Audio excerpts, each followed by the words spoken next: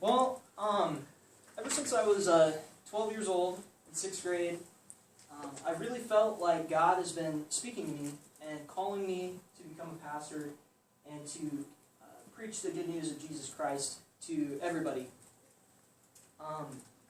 This is one thing that kind of separates pastoring from other occupations, is that with other occupations, it's definitely about whether you want to go into it and whether you're interested in it. But with pastoring, an even bigger part is whether you feel like God is calling you and leading you to do it. So, now I have some statistics for you. How much do pastors make?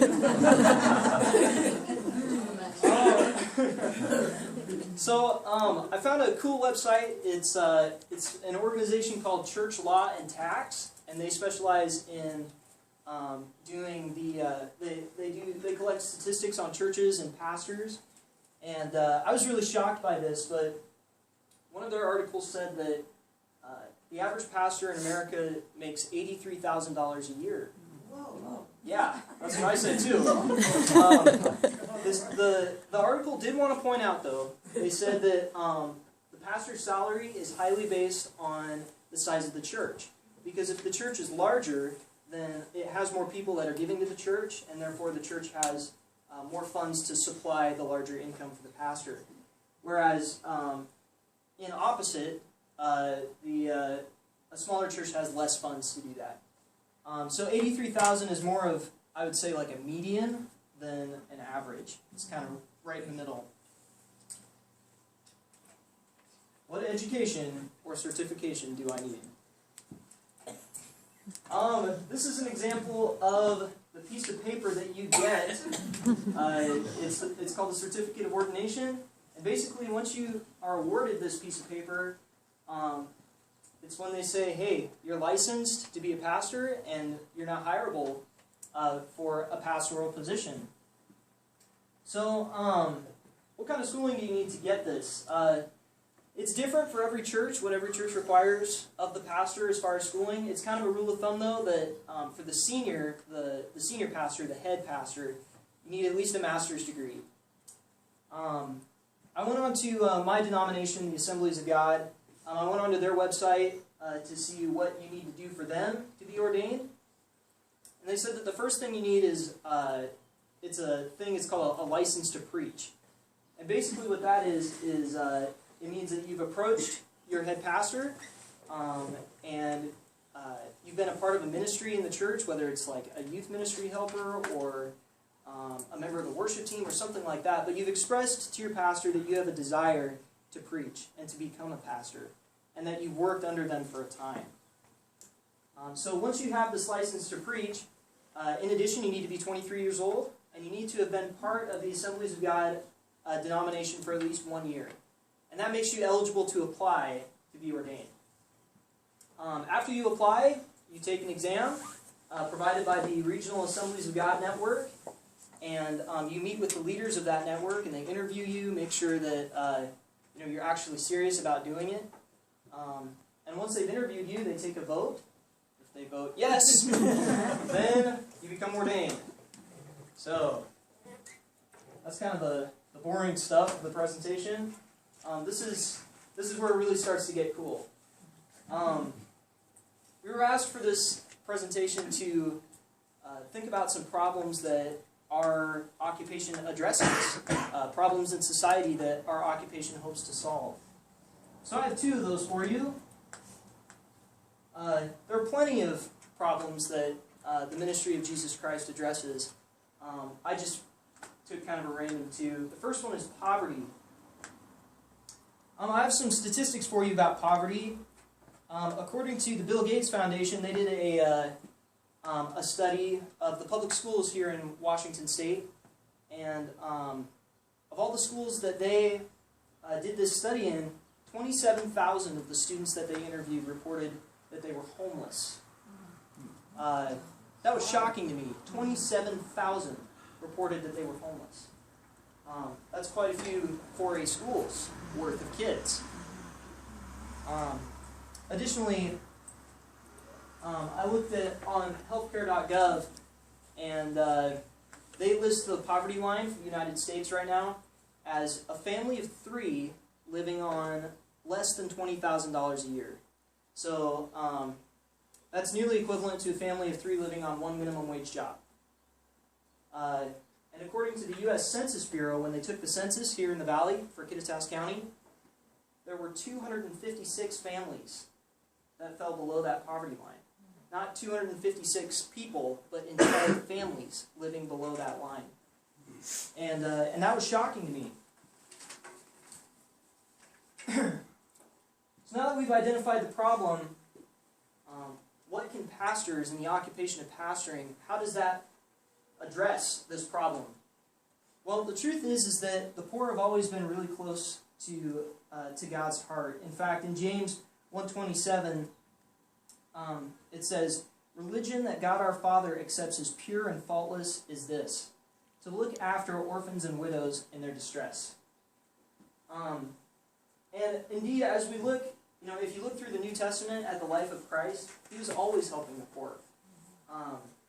And as you can see in this picture, he's helping a blind beggar. And indeed, if it was important to Christ to help the poor, it should be important to Christians, and especially pastors as the leaders of the church.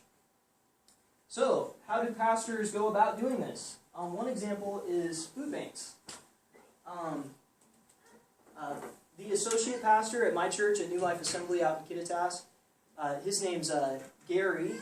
He's a board member of our local fish food bank, and he's always out there volunteering, helping, sort food, serve dinners, all that kind of stuff.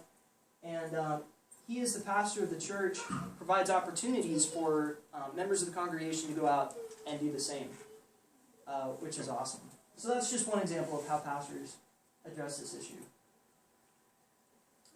This is the second issue that I have. This one may not be quite as clear-cut as poverty. Divorce is a very controversial issue among couples here in America.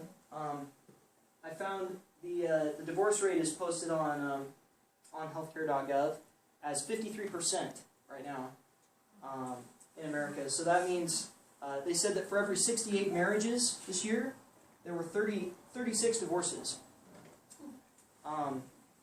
That makes it evenly split. What that number means is that about half of the couples here in America decided that it was acceptable in their lives to get a divorce.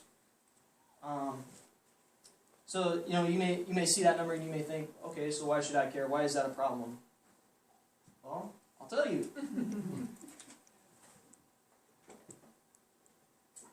I hate divorce, says the Lord. It's a problem because it's a problem to God. God hates divorce.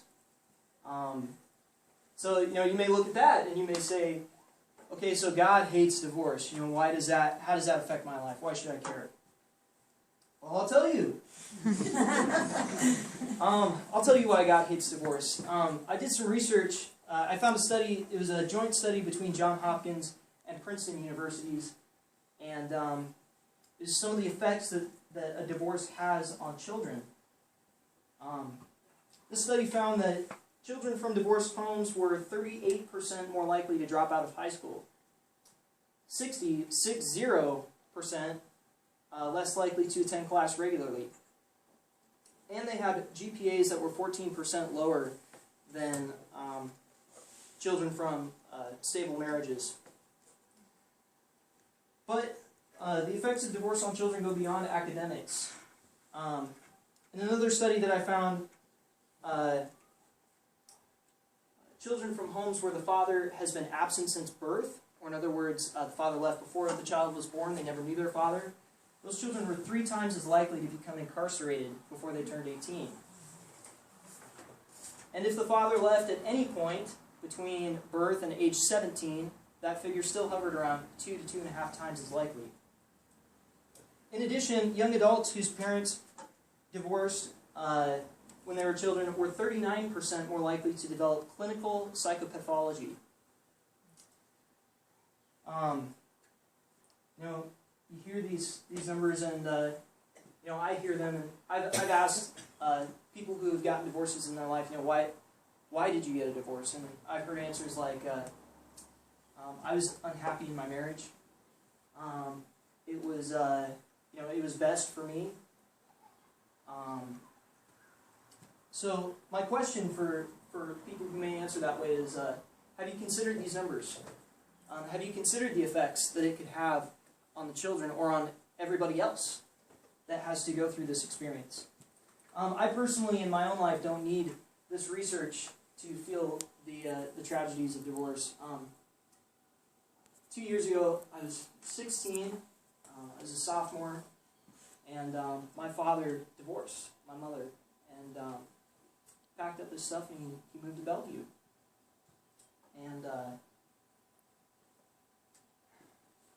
that it's been tough on me. And I asked him. I said,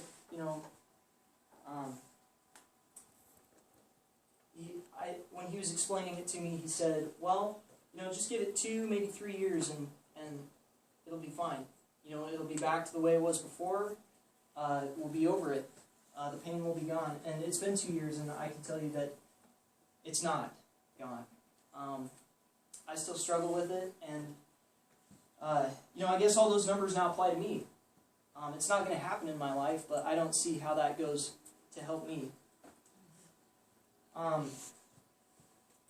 So, what is the point? The point is that the reason that God hates divorce so much is because He sees and He's sensitive to the pain that it causes to the people that are involved. And that's why Christians are unwavering in their viewpoint on divorce, and that's why God is unwavering. Alright, so my third problem was not a problem that society addresses, but it's a problem that's within the occupation itself. It's common knowledge that it's a pretty common view that a lot of people think that Christians are hypocrites, and pastors included.